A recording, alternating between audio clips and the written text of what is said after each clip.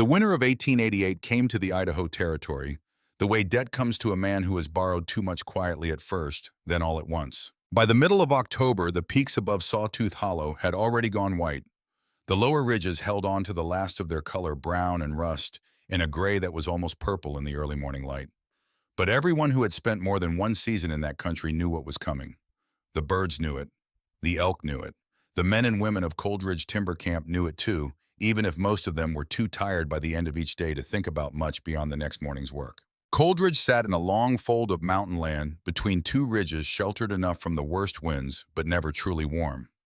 The main buildings ran in a rough line, the mess hall at the center, the bunkhouses to the east, the equipment sheds and storerooms to the west, and at the far end, set slightly apart from everything else, the camp office where Edmund Voss kept his records. Edmund Voss had built Coldridge over 17 years. Not with his hands particularly. Edmund was not a man who worked with his hands if he could help it. He built it the way certain men build things, with contracts and debt ledgers and a patience that looks like kindness until you need something from it. He was 54 years old that autumn, lean and straight-backed, with pale eyes that gave nothing away regardless of what his mouth was doing. He wore the same dark coat every day, kept his accounts in a leather-bound book he carried everywhere, and ran Coldridge Timber Camp the way a watchmaker runs a shop, precisely, quietly, with the absolute conviction that every moving part existed to serve the mechanism, not the other way around. The mechanism worked because people believed they could not survive without it. That was the thing about Edmund Voss. He never needed to raise his voice. He never needed to threaten anyone directly. The debt book did that work for him. When a man owed 2 seasons of wages against the cost of his housing and food and tools, he did not make trouble. When a family's winter ration depended on continued employment, they did not ask difficult questions. Edmund had learned early that the most durable kind of control is the kind that feels like protection. People who believe they are being sheltered do not examine the walls of the shelter too closely. Clara Ashwood had understood this for a long time. She just had not yet found a way out of it. She was 20 years old that October, though she carried herself with the careful stillness of someone older. Not because life had beaten her down, though it had tried, but because stillness was a skill she had taught herself the same way she had taught herself everything else. One careful step at a time, one problem at a time, one number at a time. Her parents had died of fever 4 years earlier on the trail into Idaho Territory, 2 weeks short of the homestead they had spent everything to reach. Clara had buried them in ground she did not own, gathered what she could carry, and walked the remaining distance to the nearest settlement. Coldridge Timber Camp was not what she had been looking for. It was what was there. She signed a labor contract in exchange for food, shelter, and a wage that went almost entirely toward the debt her parents had left behind. Edmund had explained the terms clearly, which she appreciated in a grim sort of way. He had not pretended it was anything other than what it was. In that narrow sense, at least, he was more honest than most. For 4 years, Clara had cooked meals, managed inventory, tallied supply records, and kept the careful accounts that Edmund relied on but rarely acknowledged. Her mother had been a school teacher before the westward move, and she had passed along enough arithmetic to make Clara genuinely useful. What her mother had not been able to pass along was the understanding of what usefulness without power actually costs a person. The way being needed and being valued are 2 entirely different things, and the distance between them can feel like a canyon when you are standing on the wrong side. Clara knew every shelf in the Coldridge storeroom. She knew the weight of a full flour sack versus a half-empty one, and she could tell by the feel of a bag whether someone had been skimming from the top. She knew which suppliers shorted their deliveries and which could be trusted. She knew the debt totals of every worker in camp, not because she was supposed to, but because the numbers passed through her hands, and numbers had a way of staying with her. She knew things she was not supposed to know. She kept them to herself. In Coldridge, the word of an indentured worker carried less weight than the word of a landowner's son, and Clara had no illusions about where she stood in that arrangement. Marvel Holt understood this as well as anyone. She was a widow in her late 40s, a laundress who had come to Coldridge 3 years earlier after her husband died of a chest infection, and she had the look of a woman who had spent a long time making peace with difficult realities. She and Clara did not talk much. In a place where every conversation could be overheard and every small act of generosity could be noted and held against you, friendship had to be conducted carefully. Marvel showed her care the way practical people show everything, quietly and through action. Clara had once come back from a late supply count to find a torn sleeve on her work coat neatly mended and folded on her bunk. She never mentioned it. Neither did Marvell. Elston Crane had been at Coldridge for only one season, hired to teach reading and arithmetic to the children of camp workers through the winter months. He was a careful, observant man in his mid-30s with the look of someone who had spent a great deal of time around books and not quite enough time around people who disagreed with him. He was not unkind. He had the brand of intelligence that sometimes mistakes observation for action and watching for wisdom. He noticed things. He wrote them down in a small notebook he kept in his coat pocket. He had not yet learned that noticing something and doing something about it are not the same thing. He noticed, for instance, that Mason Voss had a habit of avoiding certain parts of the camp in the evenings. He noticed that Mason's mood turned sharp and restless whenever supply wagons arrived. He noticed that Mason never quite looked directly at Clara when they were in the same room. He wrote these things down. He said nothing. Mason Voss was 25 years old and had the handsome, uncomplicated face of a man who had never been required to develop character because other things had always filled the space where character might have grown. He was his father's son in the sense that he understood how power worked, but he lacked his father's patience and his father's discipline. Where Edmund used debt to control people, Mason used charm, and where charm failed him, he used the simple fact of who his father was. He gambled. He had always gambled. It was the one area of his life where he seemed genuinely animated, not the money exactly, but the sensation of possibility, the brief electric feeling that everything could change in the turn of a card. It almost never did, of course. The feeling was the addiction. The losses were just the cost of chasing it. By October of 1888, Mason Voss was in serious trouble. On the 14th day of that month, a man named Harlon Dyer rode into Coldridge Timber Camp just before midday. He was the foreman of a mining operation called Silver Creek, which ran a dig site about 20 miles north and east of Coldridge, in a valley that caught snow even earlier than the main camp. He was a broad, deliberate man of about 50, with a gray-streaked beard he kept neatly trimmed and the permanent squint of someone who had spent decades looking at things carefully before deciding what to do about them. Harlon Dyer was passing through. His mining crew had finished their last productive week before the winter shutdown, and he was carrying their wages in a walnut payroll box 18 inches long, fitted with an iron handle and a brass lock, along with a quantity of stamped company script that the men could use at the Silver Creek commissary when operations resumed in spring. 32 men's wages, everything they had earned since August. His plan had been to continue south to the valley settlement, where he could arrange for the money to be held properly until the roads reopened after spring thaw. But the weather had turned faster than expected, and his horse had picked up a stone bruise 2 days back and needed rest. Coldridge was the most substantial camp on this stretch of mountain road. He found Edmund Voss in the camp office, explained the arrangement plainly, and Edmund accepted without hesitation. The box would be kept in the locked office overnight. Harlon would continue south in the morning when his horse had rested. Clara was in the supply room adjacent to the office when this conversation happened. She heard it through the wall as she was counting lamp oil reserves. She registered it the way she registered most things, noted it, filed it, moved on. A payroll box. One night. Edmund's locked office. She thought nothing more of it. She did not know that Mason Voss, standing outside the office window on his way to the equipment shed, had also heard every word, and that what he heard had caused something to shift in his thinking the way a key turning in a lock causes a mechanism to realign. That evening, Harlon Dyer ate supper in the mess hall with the camp workers, answered questions about the Silver Creek operation with the patience of a man who has answered the same questions many times and turned in early. His horse needed rest. So did he. The card game started in the back of the equipment shed around 9 o'clock. The way card games at Coldridge always started quietly without announcement, with the understanding that it was not officially happening. Mason Voss sat down at the table with 2 teamsters who were waiting out the weather before continuing their freight run south. They were experienced card players. Mason was not, though he had never fully accepted this about himself. By midnight, Mason had lost more than he had. The 2 teamsters wanted their money before sunrise.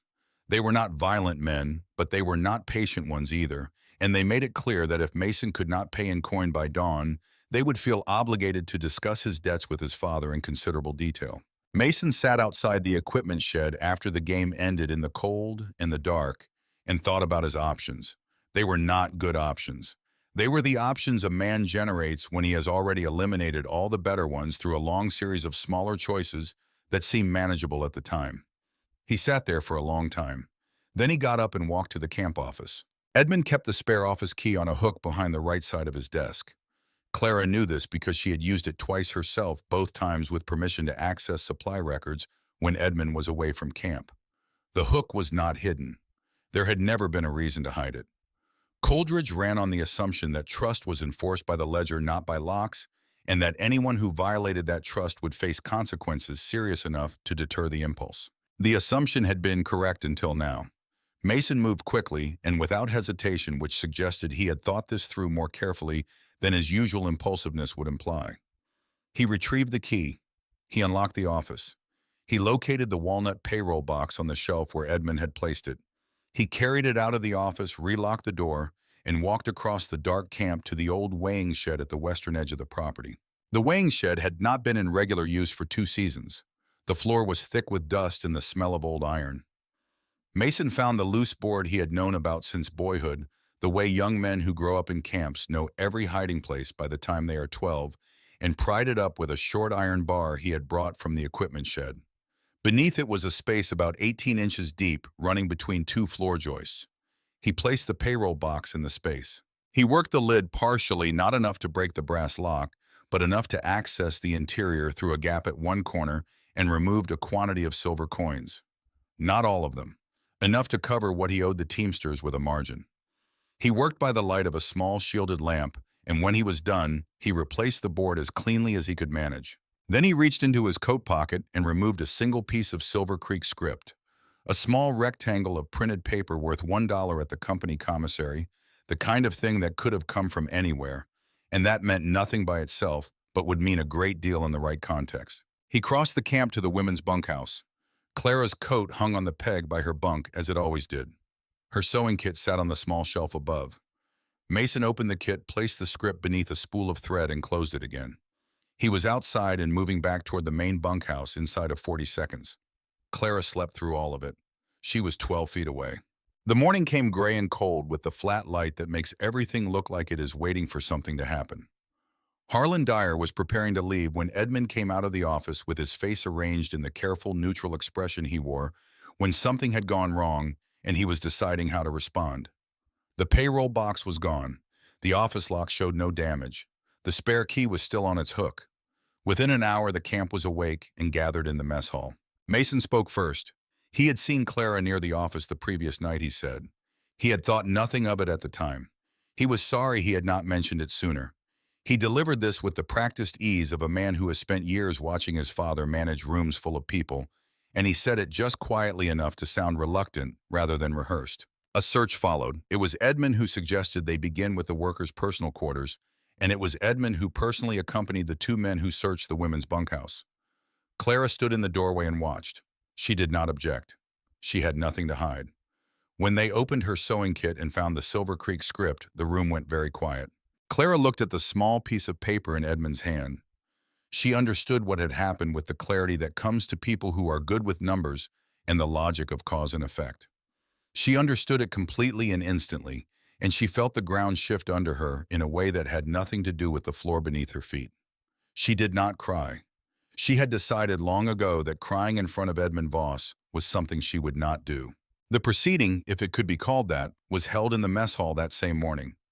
Every worker in camp was present. Harlon Dyer stood near the front. Elston Crane stood near the back wall with his notebook in his coat pocket and his hands very still at his sides. Marvel Holt stood beside the washing tub she had been working at when the call went out, and she had come still holding a piece of wet canvas because there had not been a moment to put it down. Edmund stood at the head of the room. Clara stood alone in the center. Edmund presented the facts as he chose to present them, which amounted to the same thing as understanding them in a room where he was the authority. The payroll box was missing. Script from that box had been found in Clara Ashwood's sewing kit. A witness had placed her near the office the previous night. The office lock showed no signs of forced entry, which suggested, and here Edmund paused in a way that was itself a kind of verdict, that the person responsible had access to the spare key. He did not say she was guilty. He did not need to. The structure of what he said accomplished the same thing with more efficiency and less accountability. Clara spoke clearly. She did not raise her voice. She asked 3 questions. The brass lock on the office door showed no damage. If she had taken the spare key, used it to enter the office, and replaced it afterward, then the presence of the key on its hook proved nothing either way. But if the key had not been forced, then the lock itself should show evidence of picking or tampering. It did not. Who had examined the lock for signs of picking? No one answered. The second, the office had a window facing the equipment yard. The ground outside that window was soft from recent rain. Had anyone examined the ground for footprints before the traffic of the morning search disturbed them? Edmund said the ground had been checked.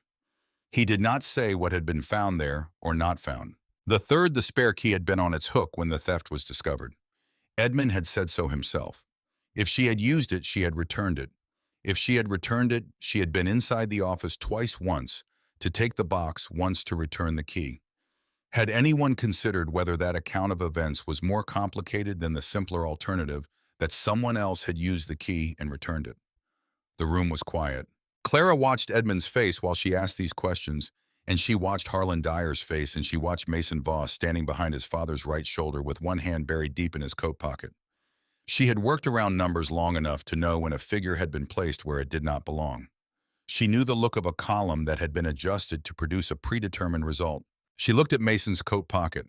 The hand inside it was pressing against the fabric in a way that suggested something underneath, fingers pressing down, covering something, the unconscious gesture of a man protecting the evidence of his own work. At the edge of his cuff, where the coat sleeve had ridden up slightly, she could see the marks of abrasions along the heel of his hand, the kind left by rough wood and the edge of an iron tool used for prying. She looked at Elston Crane. He was looking at Mason's coat pocket too. Their eyes met for one moment across the crowded room. Elston looked away first. Harlon Dyer looked at the script in Edmund's hand. He looked at Clara. He looked at the room full of people who were all watching Edmund for the signal that would tell them how to respond. The three questions she had asked sat in the air of the room unanswered. He felt the wrongness of them being unanswered. He felt it clearly, the way a man with his experience feels when a set of numbers doesn't reconcile. He chose the easy explanation anyway. It was a choice he would have to live with, and in the months that followed he would think about it often, turning it over in his mind the way a man turns over a stone that he already knows has something unpleasant beneath it. Edmund tore the labor contract in half. He placed both pieces on the table in front of Clara. The debt ledger stayed where it was because the debt did not disappear with the contract. That was how the mechanism worked. She no longer belonged in Coldridge, but somehow she still owed Coldridge. She had until sunset. Marvel Holt moved first. She crossed the room to where her husband's old coat hung on a peg by the door. A heavy canvas-lined coat that she had kept because it was the warmest thing she owned and because she could not bring herself to give it away. She had been carrying it to the mess hall that morning with the specific intention of giving it to Clara before she left. She lifted it from the peg. Edmund said without turning around that anyone who assisted a proven thief could expect to find their own winter ration reconsidered before the first snowfall. Marvel stopped. The coat hung from her hands. She stood very still for a moment, in the way that people stand when they are deciding something that will cost them regardless of which way they decide. Then she stepped back. The coat stayed with her. Clara walked out of the mess hall with the blanket from her bunk, a tin cup, the dull kitchen knife she used for cooking, what remained of a loaf of barley bread, and the clothes she was wearing. No one followed. Clara stood for a moment in the yard outside the mess hall. The western sky had already turned the color of old pewter. The logging road ran south 14 miles to the nearest settlement. She had walked it twice before in good weather and daylight without a storm building. She calculated the hours of light remaining and the distance and the state of the road, and arrived at a number she did not like. Then she looked back at the mess hall once, at the closed door at the windows, where she could sense the presence of the people inside who had watched and said nothing, and she said the three questions quietly to herself, not with bitterness, but with precision, the way she would note a discrepancy in a ledger. 3 questions, no answers. That told her everything she needed to know about what she was leaving. She turned and walked south. The rain came before dark, cold and driving, the kind of rain that is already thinking about becoming something worse. The road turned to mud under her boots. Wind came off the mountain gaps carrying that sharp mineral scent that people in this country had learned to recognize, the smell of a storm, assembling itself out of air and altitude and physics. At a fork in the road, a fallen pine blocked the lower road completely. The trunk was 4 feet through at the base, and it had come down hard, taking smaller trees with it. There was no way around it on the low side. Clara looked up the slope. No trail. Loose rock above the tree line, spruce below it, everything wet and darkening. She looked back at the blocked road. She looked at the light remaining. Then she looked up the slope again. She climbed. She moved the way she had learned to manage everything else in her life carefully, without wasted motion, conserving energy, the way she conserved lamp oil and flour, and the small coins that almost never accumulated to anything meaningful. She used tree trunks as windbreaks when the gusts came hard. She drank from water running over stone rather than kneeling at a pooled stream where the ground was soft. She kept the remaining bread tucked beneath her dress, where the warmth of her body would keep it from freezing solid. Her hands began losing feeling after the second hour. Her legs were wet to the knee and growing heavier with every step. The cold worked at her concentration the way a creditor works at a debt steadily without malice, simply collecting what the conditions entitled it to collect. She did not stop. Then somewhere beyond the black mass of the spruce forest to her right, she heard it. Water. Deep and continuous, striking stone with the authority of great height. Not a stream. A fall. 4 years ago in the Coldridge storeroom, going through a stack of old supply records and survey notes that no one had looked at in years, she had found a hand-drawn notation on a piece of oilcloth. Rough lines indicating terrain water sources, possible shelter locations. Marked in faded ink in the corner water, plus stone plus shelter, northeast of Raven. She had studied it for a few minutes, then filed it back where she found it. Not because it was useless, because she had no immediate need for it. She had memorized the shape of those notations without knowing she was doing it, the way she memorized everything that passed through her hands. She turned toward the sound of the water, not because she felt hope exactly, because it was the only direction left that was not simply lying down, and lying down was not something Clara Ashwood intended to do on a mountainside in October with people back at Coldridge who had not yet seen what she was capable of. Ravenfall dropped nearly 50 feet from a black basalt ledge into a stone basin below. Even in this season, before the deepest cold had taken full hold, the edges of the fall were beginning to lace with ice. The spray hit the surrounding rock and froze where it landed, coating everything in a thin, treacherous shell. Clara stood at the edge of the tree line and looked at it for a long time. The water did not cling entirely to the cliff. Near the right side of the fall, where the rock face jutted outward at a natural angle, there was a gap not large, not obvious, but there. A dark space behind the curtain of moving water, where an overhang of stone created a pocket of sheltered air. Getting there would require crossing 30 feet of ice-coated rock and failing light with hands that were not fully responding to instruction. She cut a pine branch and used it to test each step before she committed her weight. She moved sideways, facing the rock, feeling for holds with fingers she could barely feel. She slipped once on a moss-covered shelf and caught herself against the stone. She slipped again 4 steps later and nearly lost the knife at her belt. She pressed herself flat against the rock for a moment, breathing, then continued. Behind the waterfall was a crack in the rock face, 3 feet and 8 inches high, less than 2 feet wide. Cold air drifted from inside, carrying the scent of dry earth, old ash, and something older, something that suggested human presence from a time long past. Clara pushed her wet blanket through the opening ahead of her. She dropped to her knees. She turned sideways and pressed herself into the darkness. The passage climbed at a shallow angle for more than 30 feet. After the first few yards, the stone beneath her hands was dry. The roar of the falls faded into a deep vibration she felt more than heard, a resonance that seemed to come from the mountain itself rather than from any single source. The passage opened into a stone chamber. She could feel the space around her change, the echoes of her breathing, returning from further away, the shift in air pressure that told her the ceiling was higher and the walls further apart. She reached into her coat for the tin cup she had been given, which she was using to carry the few matches she owned wrapped in a strip of oilcloth. Her fingers found something else first. Small, metal, a box. She worked slowly in the darkness. The box was a tinderbox, old and dented, sitting on a ledge at approximately shoulder height. Inside, beneath her fingertips, she found dry bark and a piece of flint. It took 7 attempts. On the 8th, the bark caught.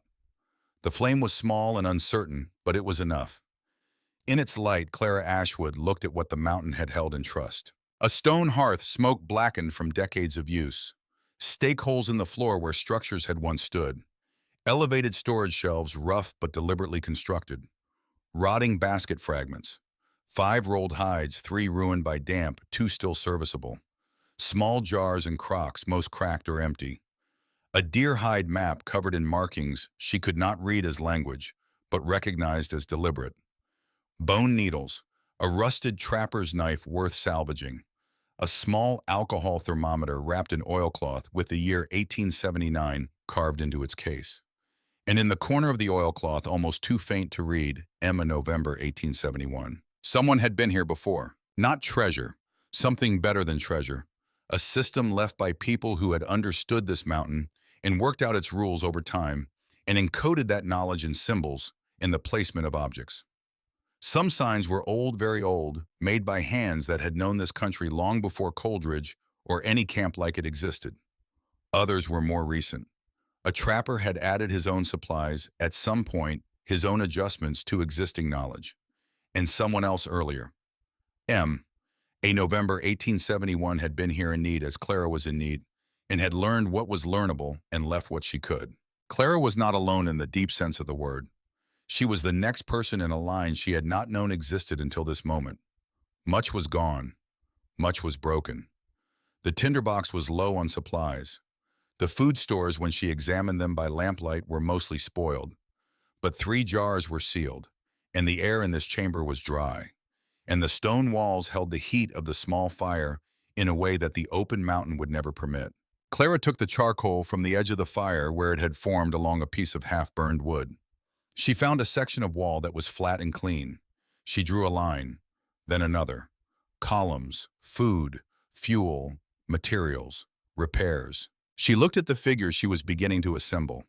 They were not good figures, but they were hers. Every number she had entered into Edmund Voss's ledgers for 4 years had belonged to Edmund Voss. Every tally she had made in the Coldridge storeroom had served Coldridge. These marks on this wall belonged to no one but her. For the first time in 4 years, the accounting she was doing was her own. Outside, beyond the frozen curtain of Ravenfall, the rain was becoming something harder. The temperature was dropping toward a number that would make the logging road impassable by morning. In the camp she had left 14 miles south and east, people were banking their fires and thinking about getting through the night. Clara set the tinder box on the highest shelf she could reach because things stored low belonged to dampness first. Then she sat down beside the small fire, picked up the broken bone needle she had found in the dust near the hearth, and set it carefully beside the flame. M.A. had learned these lessons here. Others before her had learned them. They had left what they could of that learning behind, and the mountain had held it in trust for whoever came next. She was here now. She reached for the charcoal and drew a single line on the wall beside her first column. Day 1. The second morning inside the mountain, Clara Ashwood made her first serious mistake. She had slept better than she had any right to expect. The 2 serviceable hides from the elevated shelf were stiff with age but dry, and she had layered them over herself with the blanket from Coldridge, and the stone chamber held enough residual warmth from the small fire that the cold became something manageable rather than something lethal.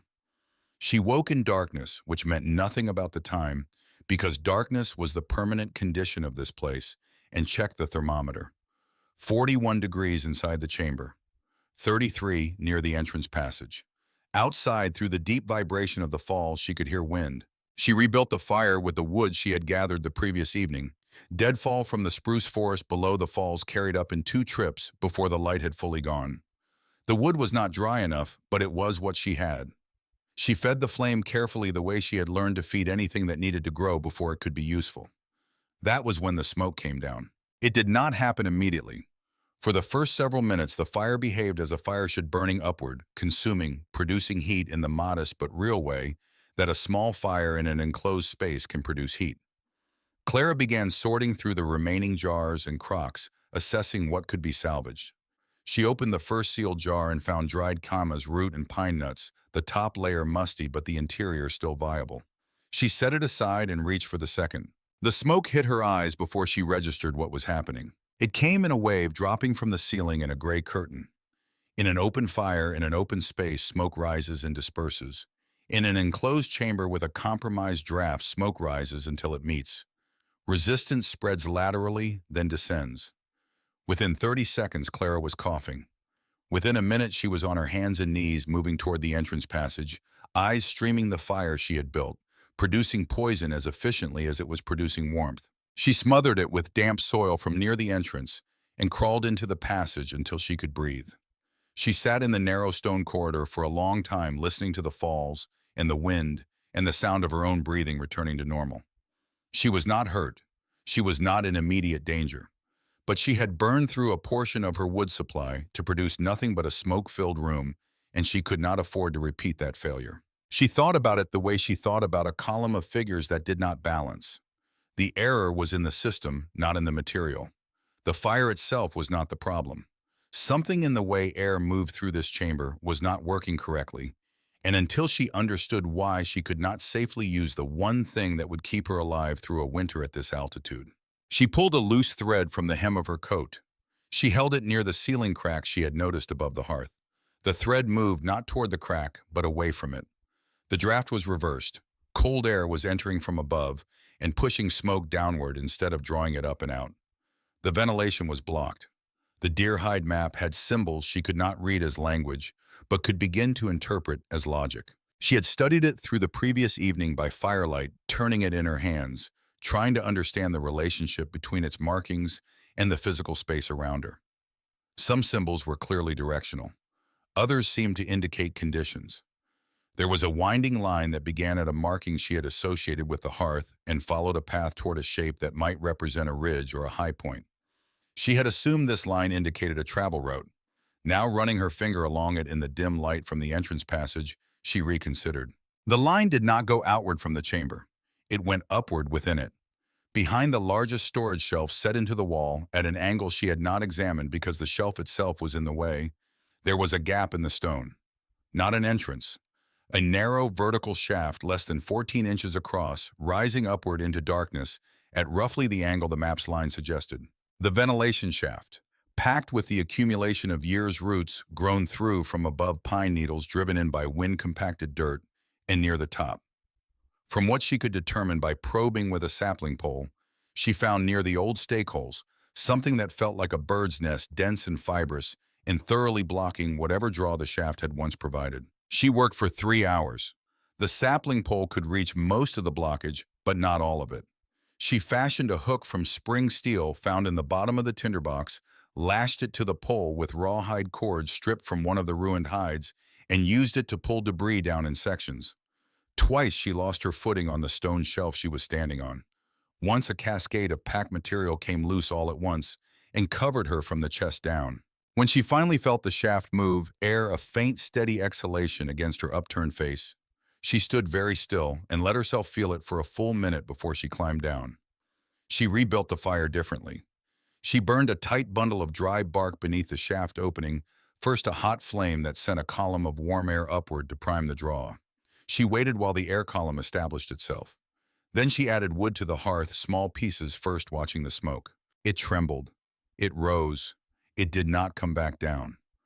Clara leaned close to the hearth and watched for several minutes longer, because in this place patience was not a virtue. It was a survival requirement, the same as water and dry wood, and the willingness to learn from a mistake rather than simply endure it. Only when she was certain the draft was holding did she sit back and let herself be warm. Over the following 6 days, Clara rebuilt the chamber from the inside out. She did not try to heat the entire space. That was the first decision, and it was the right one. Heat is not made, it is kept. A large cold room fights every fire you build in it. A small warm enclosure multiplies the heat you generate. She used willow branches cut from the stand below the falls to build a low frame on the highest and driest section of the chamber floor. The 2 good hides became walls. A third hide trimmed of its molded edges with the salvaged trapper's knife became an outer layer. She left a gap of several inches between the layers because she had noticed in 4 years of managing a camp supply room that dead air holds warmth better than any single material, and a gap between 2 surfaces creates dead air. The drainage trench she cut along the low side of the chamber took half a day of work with the stone awl and a flat piece of shale used as a scraper. It was tedious, precise work, the kind that produces no visible result until it produces a very visible result. The morning after she finished it, a slow seep of meltwater that had been pooling imperceptibly near the storage area ran cleanly away from everything she needed to keep dry. She moved damaged materials closer to the ventilation passage where the moving air could work at them. She rebuilt collapsed supports with rawhide fastenings tied tight and allowed to dry in position, which contracted as they dried and produced joints that became stronger with time rather than weaker. Not everything worked. One hide rehung too close to the stone wall came back damp the next morning, not from rain or seepage, but from condensation, the stone itself radiating cold inward and drawing moisture from the air between. She rebuilt the configuration with a finger-width gap between the hide and the rock, and the problem did not recur. A storage shelf collapsed under the weight of a clay crock. She replaced it with a lighter wooden frame lashed with sinew that distributed the weight more evenly. Every failure was a data point. She recorded them on the wall alongside the successes, because a record that tracks only what works is not a record. It is a story someone is telling themselves. For heat, she warmed river stones in the fire and wrapped them in hide scraps to place beneath her bedding. She tested the system, methodically checking the thermometer at regular intervals and writing results in charcoal columns on the wall. On the seventh night, with the outside temperature reading 18 below zero, on the small gauge hung near the entrance, the sleeping enclosure held at 52 degrees using a single bundle of wood. She wrote it on the wall. Day 7, outside 18 below. Sleeping space 52. One bundle. Smoke clean. Hides dry. She looked at those numbers for a long time before she slept. 52 degrees is cold by most measures, but 52 degrees is survivable, and 18 below zero is not. And the distance between those two figures was a distance she had built herself with her own hands and her own reasoning out of materials that most people would have walked past without stopping. On the 8th day, Clara caught the first snowshoe hare. The deerhide map had a symbol she had interpreted as rabbit tracks. 3 marks in the distinctive splayed pattern of a hare moving at speed, placed near a section of the map she had matched to the willow stand below the northeast approach to the falls. She had set 3 snares on the 5th day using loops of rawhide sinew staked at the height and angle the map's adjacent notations seemed to suggest. The first 2 days produced nothing. 1 snare was disturbed, the bait gone, the loop dragged sideways without closing. She examined the configuration and identified the problem. The loop was positioned across too wide a section of open ground. A hare moving through had multiple paths and had simply walked around the loop rather than through it. She moved all 3 snares into narrower gaps in the willow growth places, where the brush forced a traveling animal into a single line of movement. She staked the loops lower, closer to the ground, at the height a hare moves rather than the height a human being instinctively positions things. On the morning of the 8th day, the 3rd snare held. Clara stood in the willow thicket and looked at it for a moment without moving. The hare represented something beyond protein. It represented confirmation that the map was readable, that the knowledge embedded in its symbols was accurate and applicable, that the people who had made this place had understood the mountain in ways that were still valid, still useful, and had survived being passed down through whatever chain of lives had ended with a deerhide map inside a stone chamber behind a frozen waterfall. She cleaned the animal, carefully separating meat from hide, from sinew, from bone, with more attention than the task strictly required. She saved the small amount of body fat. She cracked the leg bones for marrow. She stretched the hide on a willow frame to dry. She set 1 leg bone beside the hearth because bone properly worked becomes a tool, and tools were what she needed most. In Coldridge, she had been accused of taking what belonged to others. Here she was learning a different relationship with what she took, one that required her to honor it completely, to waste nothing, to understand that in a system with no surplus, everything that passes through your hands carries an obligation. She ate a small portion that evening and recorded the day's work on the wall. That same evening, for the first time since leaving Coldridge, Clara sat still beside the hearth without a task in her hands. She had been moving constantly for 8 days, planning, building, testing, adjusting, moving. The work had kept the other things at a distance, the way work does when it is necessary enough. But now the hare was cleaned and stored, and the snares were reset, and the fire was drawing cleanly, and there was a moment with nothing immediately required of her. She looked at the wall, at the columns in charcoal, at the bone needle she had found on the first night set in its notch, at the initials in the corner of the thermometer case. Emma, November 1871. She thought about 4 years of keeping records in a language that served someone else's interests. 4 years of numbers that meant Edmund Voss's profit, or Edmund Voss's control, or the maintenance of a system in which Clara Ashwood existed primarily as a useful component. 4 years of waking up every morning inside someone else's accounting of who she was and what she owed. The tears came without announcement, which was how they come to people who have been holding things at a practical distance for a long time. She did not fight them, and she did not perform them. She sat beside the fire in a chamber carved into a mountain that did not care who she was, and she let herself understand something that the work of the past 8 days had been quietly teaching her. She had never in 4 years at Coldridge been allowed to simply solve a problem for herself. Every problem she had solved had been in service of the mechanism. Here, every problem she solved served only her survival, and in solving them, she had discovered something about her own capacity that 4 years of useful but invisible labor had not been able to show her. She was not just useful, she was capable. Those are different things entirely. She wiped her face with the back of her hand, looked at the numbers on the wall, and felt something settle in her chest that had not been settled in a long time. Then she picked up the charcoal and added a note to the Day 8 record that she had not originally intended to include. Not temperature, not fuel, just 4 words written smaller than the others in the corner of that day's entry. This belongs to me. She did not know what was happening at Coldridge. She could not know, but things were happening. Clem Briggs returned from his northern trap lines on the 11th day after Clara's expulsion. He was 65 years old, weathered to something close to permanent, with the careful economy of movement that comes to men who have spent decades in country that punishes carelessness. He had been trapping this mountain range for 30 years and knew its moods the way some men know a difficult horse, not with affection necessarily, but with the deep respect of long familiarity. He came into the Coldridge mess hall at midday, ate without ceremony, and mentioned in the offhand manner that men like Clem mentioned things that he had seen a thin ribbon of smoke rising from the cliff face near Ravenfall. Rising clean and straight, he said. Not steam, not a trick of mist off the ice. Smoke, and the kind of smoke that comes from a controlled fire in a well-drafted space. The room went quiet in a way that was different from ordinary quiet. Edmund Voss said it was probably steam from thermal activity in the rock. He said this with the calm of a man presenting a reasonable alternative explanation, but his eyes moved briefly to Mason before they returned to Clem, and that brief movement did not go unnoticed by everyone present. Mason said too quickly that it was impossible. Clara could not have survived Ravenfall in that weather. The approaches were ice-covered.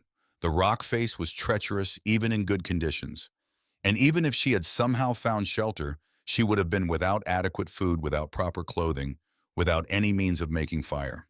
He said all of this with the particular urgency of a man who needs a conclusion to be true, rather than a man who has weighed the evidence and arrived at it. Elston Crane, sitting at the far end of the table, took out his notebook and made a mark in it.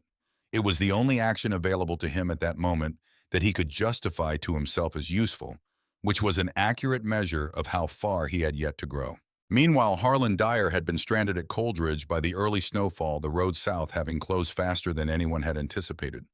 With nothing to do but wait for the weather to break, he had spent several days doing what men with his training do when they have time and access to records, and something that does not sit right in the back of their mind. He had been looking at numbers. The numbers did not balance. The amount Edmund had recorded as Clara's supposed debt, the sum attributed to the missing payroll box, did not match the amount that Harlon knew to be missing from the Silver Creek account. The discrepancy was not enormous, but it was consistent, and it was consistent in a direction that suggested the recorded figure had been adjusted after the fact. The gap between what was actually gone and what Edmund had recorded as gone was being covered invisibly through adjustments to the camp's supply pricing.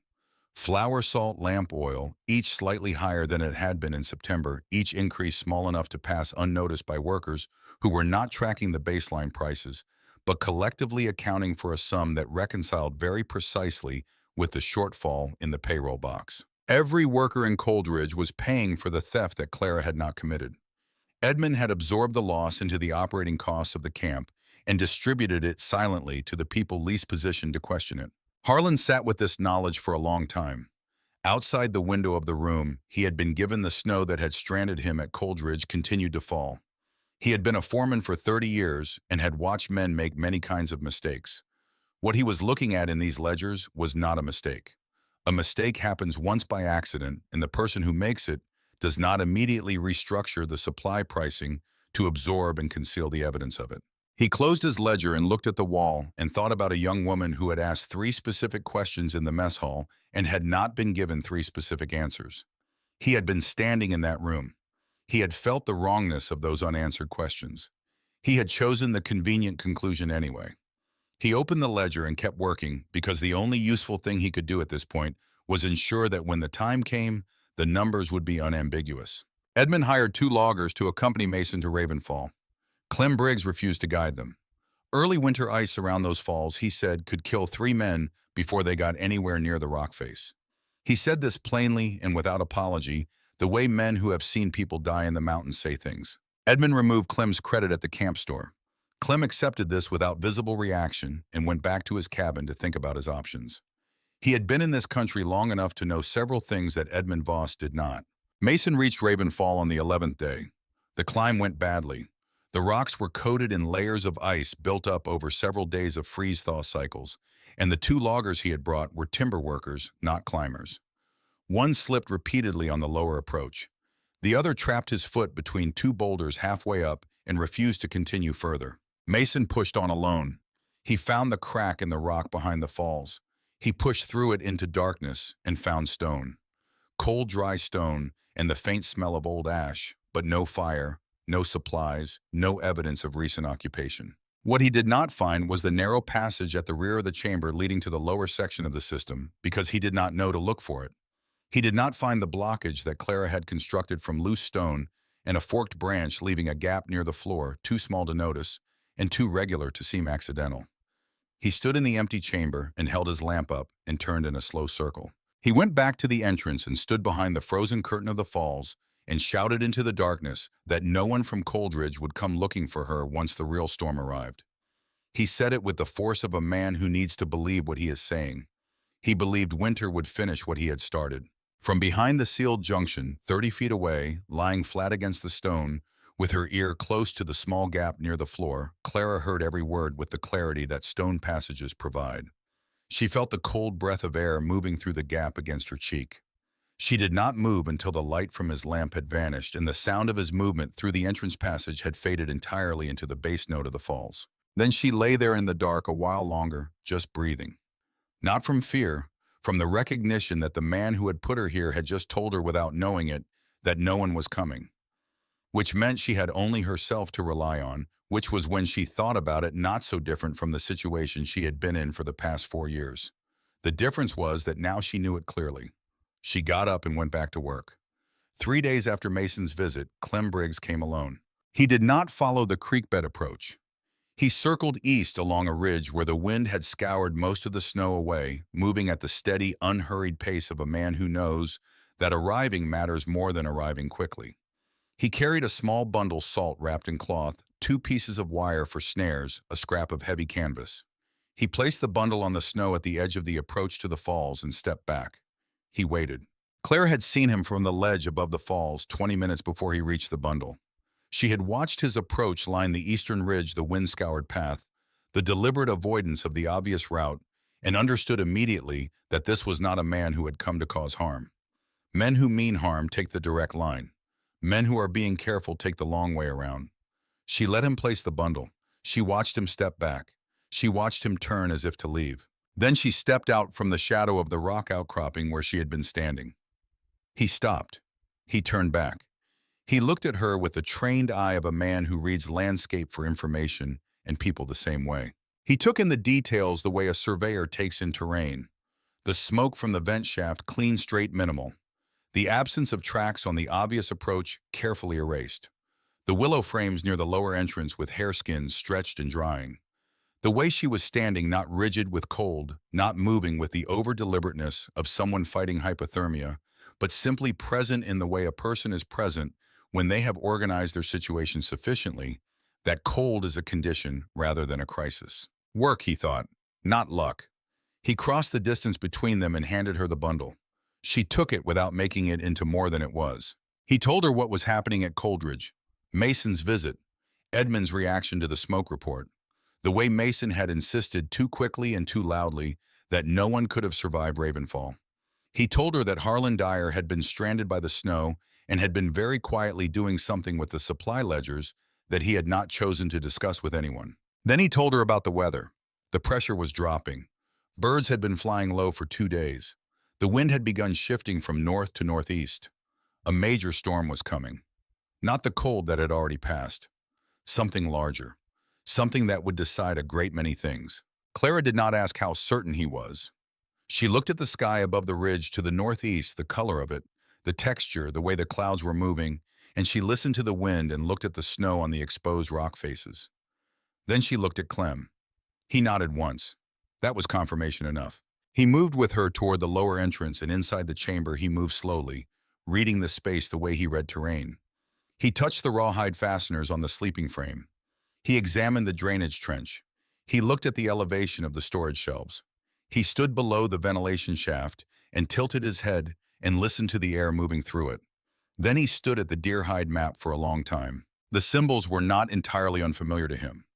30 years ago, when he had first come to this territory, he had spent 2 winters among Shoshone hunters who had agreed to his presence in exchange for certain services, and they had taught him incidentally without ceremony, as people teach things when they are simply living, rather than instructing a great deal about how this mountain range worked. Not everything they knew. That would have taken a lifetime. But enough to recognize their method of encoding knowledge in visual form, the way terrain and season and resource were compressed into symbols that carried more information than they appeared to hold. He told Clara what he understood of the symbols. The wavy line near the circle, a year-round spring fed by subsurface water that maintained temperature even in deep winter, she had already found it. The 3 short marks beneath a slope ground where prevailing wind stripped the snow, leaving material accessible for foraging, she had already identified it. The double line running southeast, a winter passage negotiable even in heavy snowfall. If you knew the exact line, she had already noted it as a possible escape route. She had learned the map by testing each element against observable reality until the symbol and the terrain confirmed each other. She had done this alone in the dark, without anyone to tell her how. Clem stood looking at the charcoal records on the wall.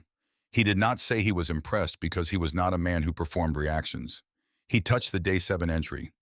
Outside temperature, sleeping enclosure temperature, wood consumed, draft quality, materials condition. He said quietly, the people who made this place would recognize what you are doing. Then he said the other thing. He said it without looking at her, facing the entrance. His voice matter-of-fact, the way serious warnings are matter-of-fact, from people who have seen what happens when they are not heeded. Mason would come back, not alone and not just to look. Clara was already thinking about the ventilation shaft adjustment Clem had suggested before he said the thing about Mason. She filed the warning in the same place she filed all useful information permanently, in the part of her mind that would surface it when she needed it. The storm arrived during the night between the 18th and 19th days. It did not build, it struck. Clara had spent the 2 days after Clem's visit making every improvement the system would accept. She widened a section of the lower passage that had been partially restricting airflow. She deepened the drainage channel 4 more inches at its outlet. She hung a second canvas baffle 18 inches inside the lower entrance, creating an air pocket between the outer opening and the chamber interior. She divided her tinder supply into 3 separate containers stored in 3 separate locations because a single point of failure in the tinder supply was a vulnerability she had time to address and therefore no excuse for leaving unaddressed. She moved a portion of the firewood deeper into the shelter. She lashed a long pole beside the ventilation passage positioned for clearing blockages without fully exposing herself. She ran a final test 2 hours before the storm hit outside, at 6 below zero sleeping enclosure, at 49 degrees, less than a full wood bundle consumed draft holding. She wrote it on the wall, left a line blank below it, and lay down. The storm came from the northeast as Clem had said it would, and it came with the ferocity of weather systems that have built over a long open stretch before meeting the first significant barrier. Everything the storm had gathered over 200 miles of open country arrived at these mountains simultaneously. Clara heard it hit. Even inside the stone, even behind 50 feet of passage and a frozen waterfall, she heard the change in sound. A deeper resonance. A pressure against the rock she felt rather than heard. The ventilation shaft sang at a different pitch. She got up and checked the shaft. Clear. She checked the lower entrance. The canvas baffle was holding. She checked the drainage outlet. Running. She rebuilt the fire with the precision she had developed over 18 days of practice, warming the shaft first, then adding wood in the sequence she had learned produced the cleanest and most sustained burn. The smoke rose and did not return. She wrapped the heated stones in hide and placed them under the sleeping enclosure. She ate a measured portion, recorded the consumption on the wall, and calculated how many more days her supplies could sustain her at current ration levels. 11 days, more if the snares continued to produce. She lay down inside the sleeping enclosure and pulled the hides over herself and listened to the storm work on the mountain outside. It was immense and indifferent and entirely without interest in her circumstances. It did not know she was innocent. It did not know she was 20 years old, or that she had built this warmth with her hands, or that 4 years of careful attention had led to this particular configuration of hides and stone and dry wood and managed fire. It simply ran its course, and she let it. On the 23rd day, the 14th day of the storm, Elston Crane arrived. She heard him before she saw him.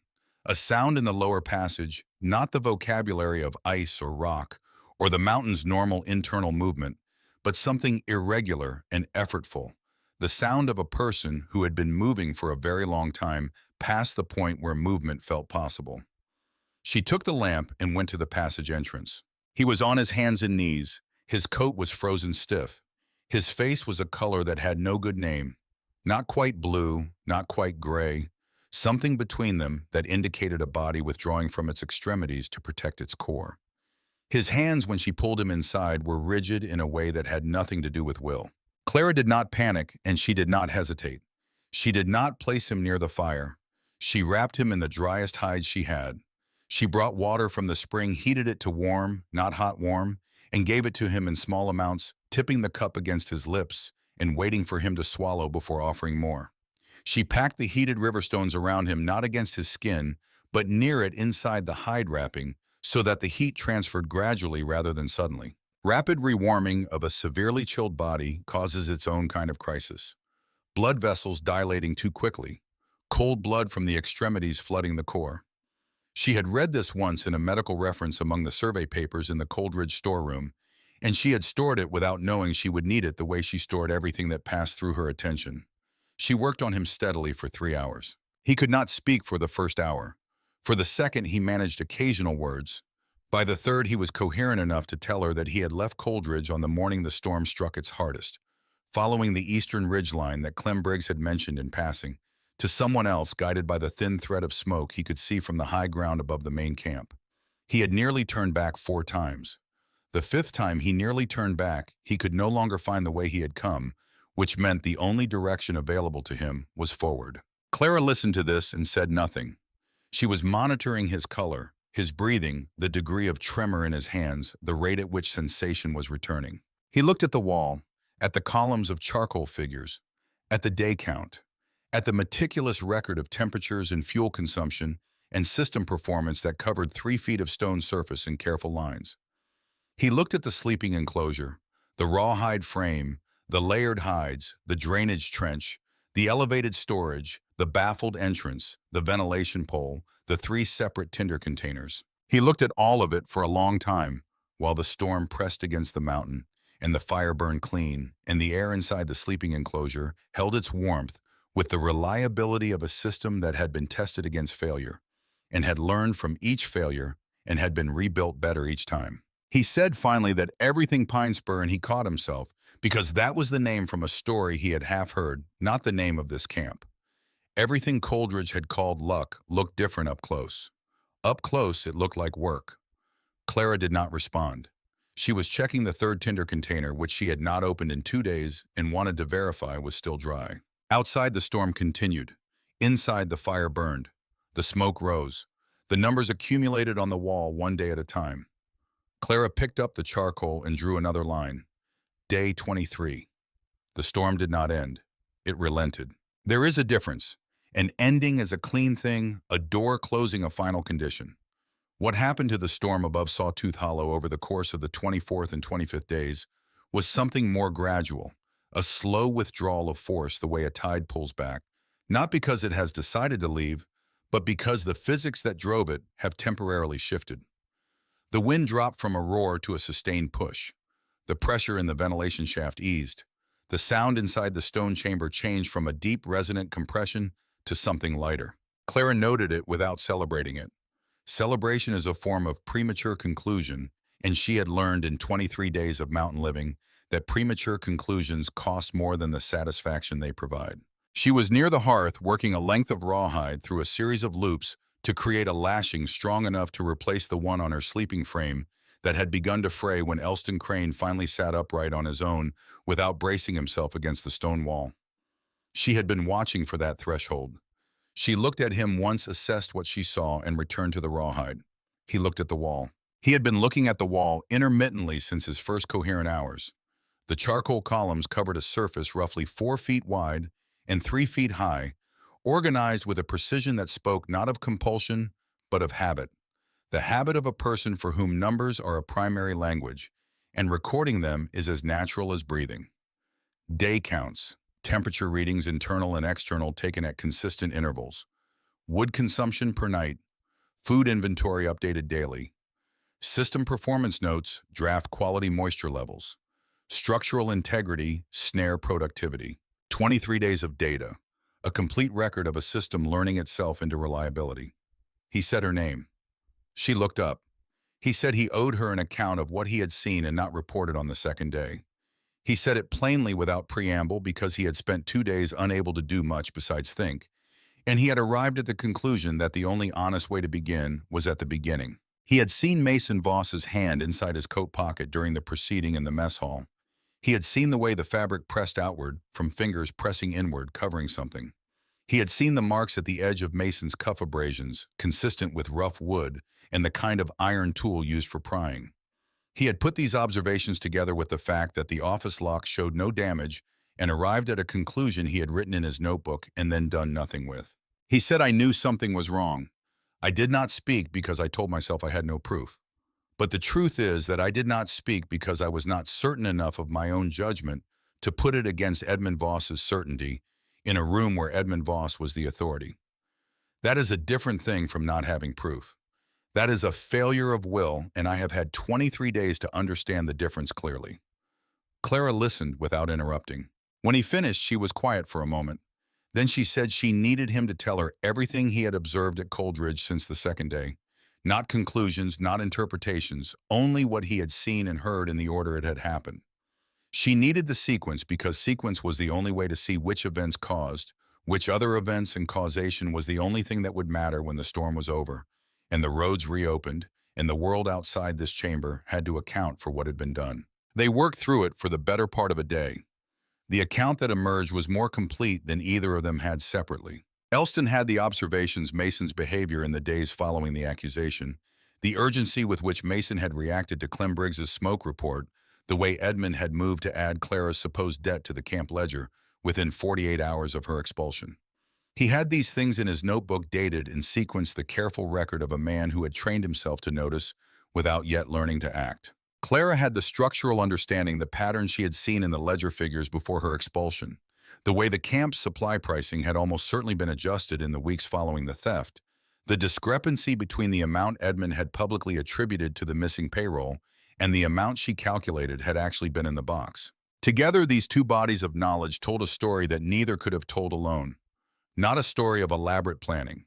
A simpler and therefore more damning story, the story of a man who had made a desperate choice in the middle of the night, succeeded in displacing the consequences onto someone without power to resist them, and then watched as the people around him chose convenience over examination. Because examination is difficult and convenience is always available. Clara took the largest piece of mica she had and wrote the timeline on it with charcoal, working slowly and with care. Every event she could date with confidence. Every observation that could be corroborated. The sequence of the office key, the payroll box, the script in her sewing kit. Mason's testimony, the 3 unanswered questions, the untested lock, the unchecked window ground.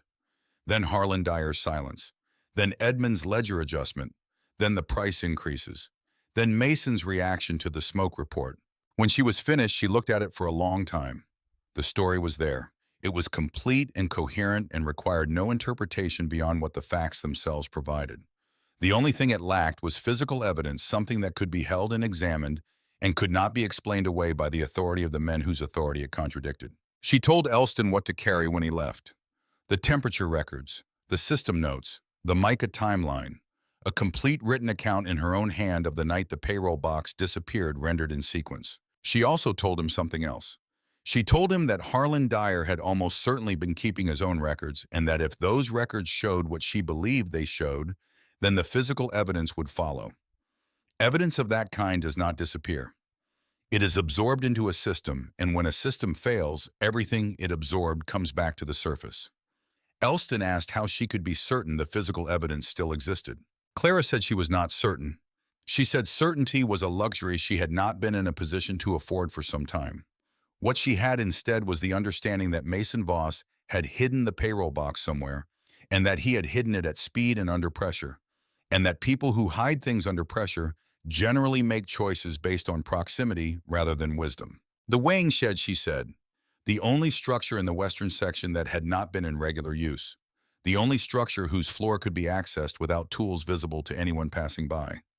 The structure she would have chosen in his position, which meant it was the structure she did not believe he had been clever enough to improve upon. Elston left on the morning of the 26th day when the storm had eased enough to make the eastern ridge route passable. Clara assembled his load with the efficiency of a person who has thought carefully about what matters: the mica timeline, the temperature records, the written account, the system diagram of the lower passage. She handed him the long pole she used for clearing the ventilation shaft. He looked at it and then at her. She said she had already made another one. She had made it the previous afternoon. He stood at the entrance for a moment.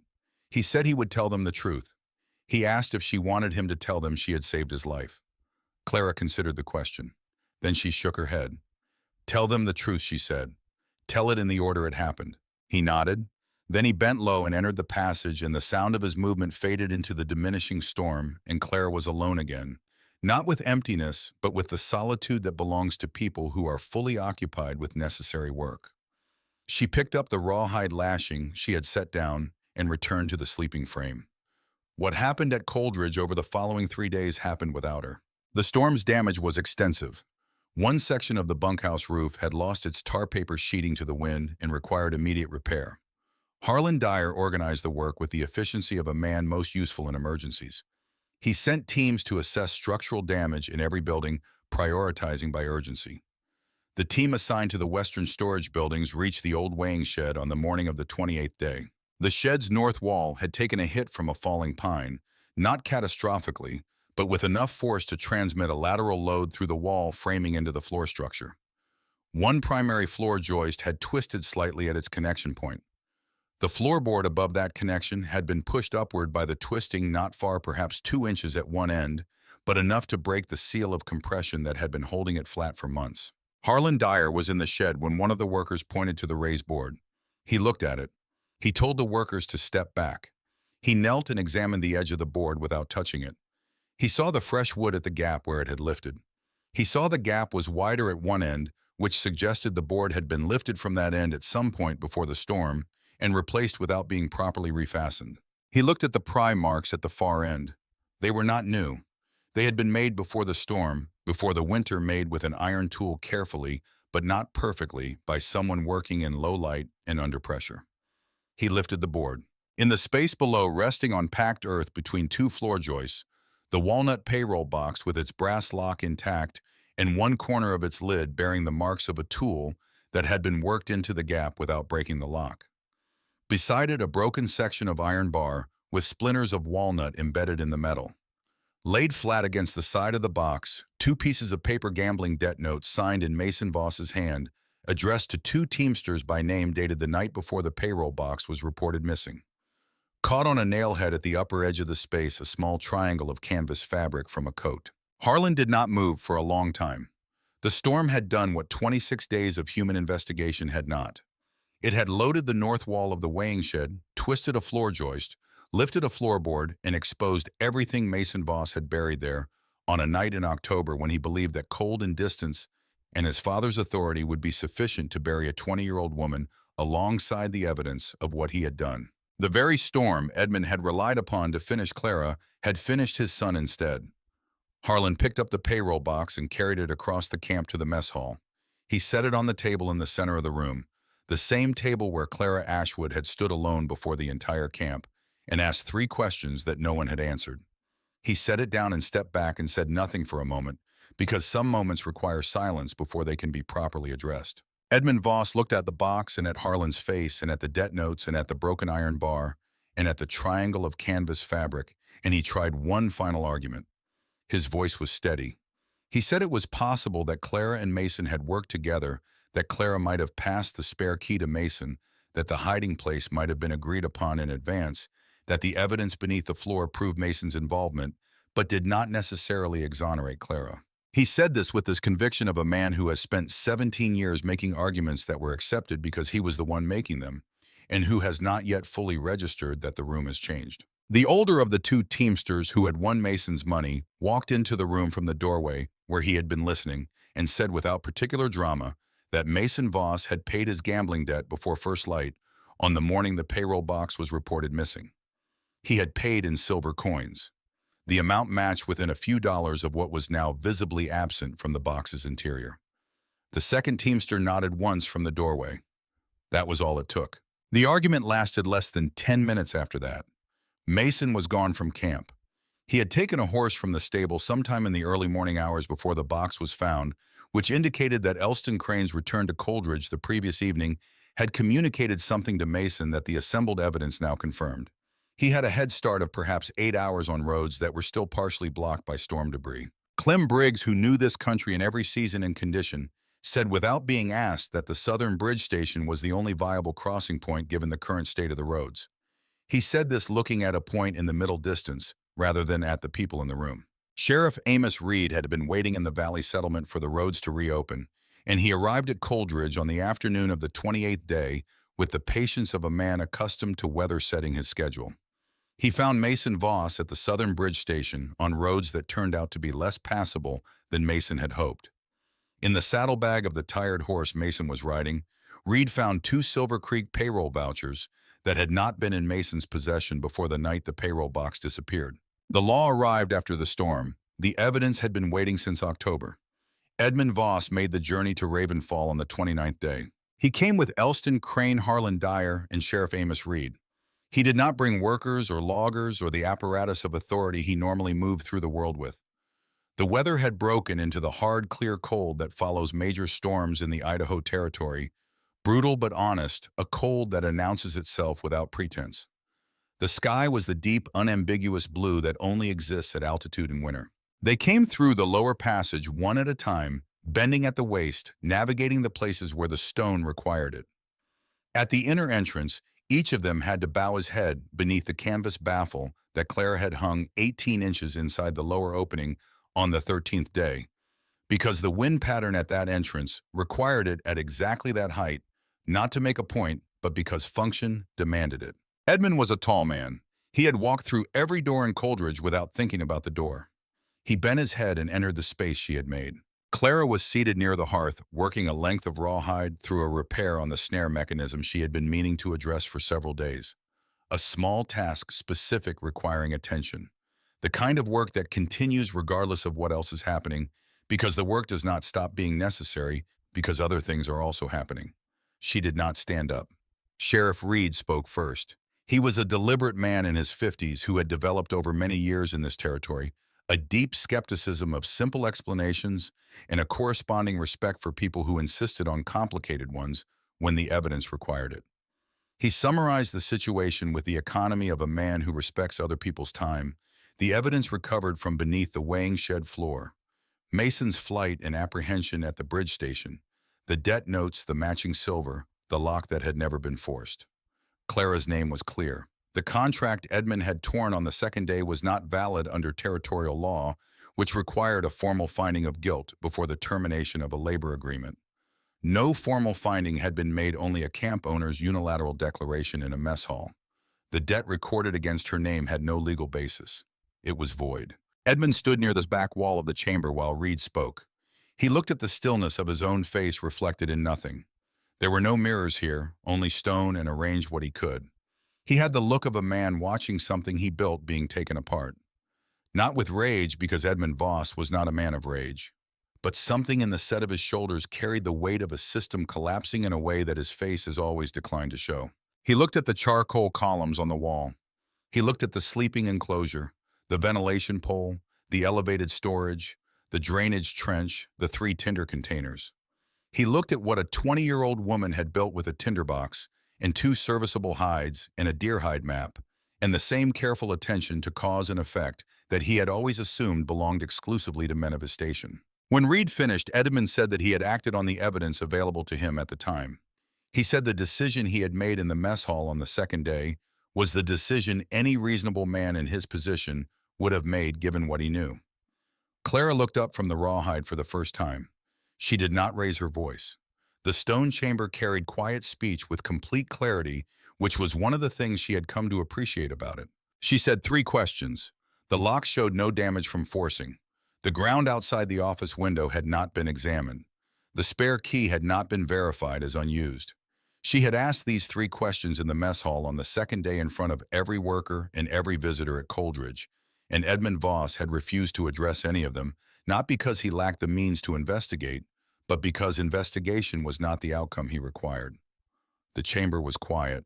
Then Harlon Dyer, who had been standing near the entrance to the sleeping enclosure with his eyes on the temperature records on the wall, spoke without turning around. He said he had made his own choice on the second day, that he had seen the pattern in the numbers before the storm hit and felt the wrongness of them and done nothing with it until he had no other option. He said he had stood in the mess hall and heard 3 specific questions asked and felt the weight of them being unanswered and chosen the convenient conclusion regardless. He said that choosing the easy explanation when a harder and truer one is available is not the same as being deceived. It is a choice. A man who makes that choice has to own it, and he had been owning it in the privacy of his own thoughts for 26 days, and it was heavier than he had expected it to be. He said this quietly, still facing the wall, in the way that men sometimes say true things they have been working up to for a long time. Nobody in the chamber argued with him. Nobody could. Elston Crane stood near the back of the chamber. He had been silent through the entire exchange. Now he crossed to the wall and stood before it, looking at the entries. Not at all of them. At the ones from the early days, days 1 through 3, when the system was still failing and being rebuilt and failing again and being rebuilt better. He looked at the day 2 entry, which was sparse outside temperature food inventory, 1 failed fire attempt. Nothing else. Because on day 2, Clara had been focused entirely on surviving the immediate problem and had not yet developed the language for recording the larger situation she was in. He touched the wall just below that entry, not the entry itself, the blank stone below it, the place where an observation made on the second day in a mess hall 14 miles away might have been recorded if he had been a different kind of man at the time. He did not touch the wall itself. He had not earned that. He turned and looked at Clara, and she looked at him, and he said nothing because there was nothing to say that the look did not already contain. Clara returned to the rawhide. She said that she was managing well and did not require anything further. Edmund stood in the chamber a moment longer. He looked once more at the wall of records, 29 days, every temperature and every wood bundle and every system adjustment and every day count held in charcoal on stone that would carry those marks long after everyone present was gone. Then he turned and walked to the lower passage. At the entrance, he stopped. The canvas baffle hung at the height Clara had set it on the 13th day, measured against her own forearm, cut to function, not to make a statement. Edmund was a tall man who had spent 17 years walking through every door in his camp without adjusting himself to accommodate the door. He bent his head.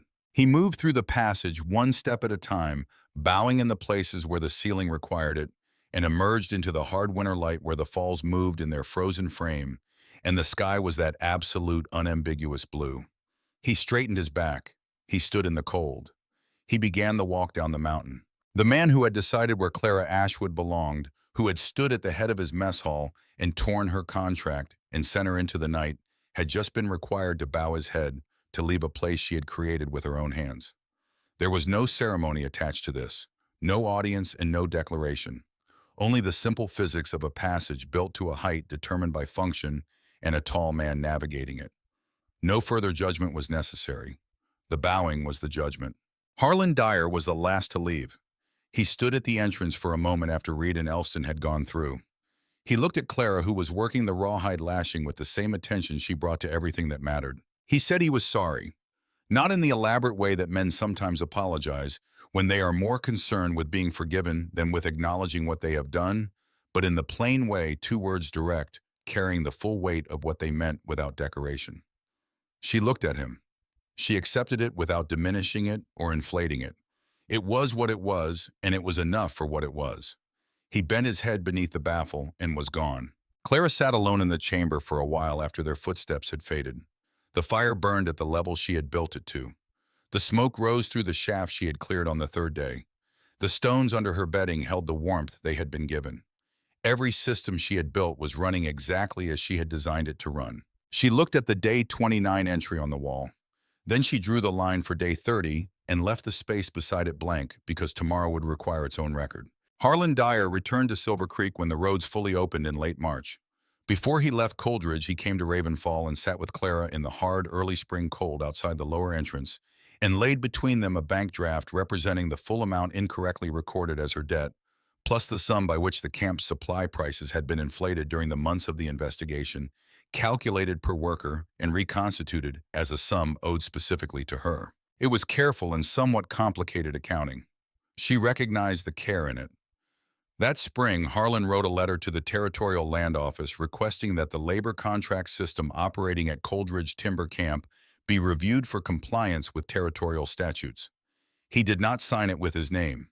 He signed it as a concerned party with direct knowledge of the relevant records. He never told anyone he had written it. It was not the kind of thing a man does for recognition. It was the kind of thing a man does because the alternative is to spend the rest of his life being the person who chose the easy explanation twice. Clara broke ground for the cabin on the high bench above the falls in the second week of April, when the frost had come sufficiently out of the upper soil to allow digging. She had chosen the site with the same care she brought to everything for drainage, for wind shelter, for the angle of winter sun, for proximity to the spring. The deerhide map had marked with its wavy circle symbol. She did not choose it for proximity to Coldridge. She chose it for proximity to the mountain she understood. The stone chamber behind Ravenfall became what it had always been, which was what the people who built it had intended: a winter storehouse, a storm shelter, a place for records and tools, and the kind of knowledge that accumulates slowly and needs a stable location to accumulate in. Elston Crane came back in the spring with careful copies of the deerhide map, the original symbols reproduced as accurately as his draftsmanship allowed, and beside each symbol in his precise hand, a note drawn from Clara's accounts of what each marking had led her to find and how it had functioned in practice. The map said where. Clara's notes said why and how. Together, they carried more than either held alone.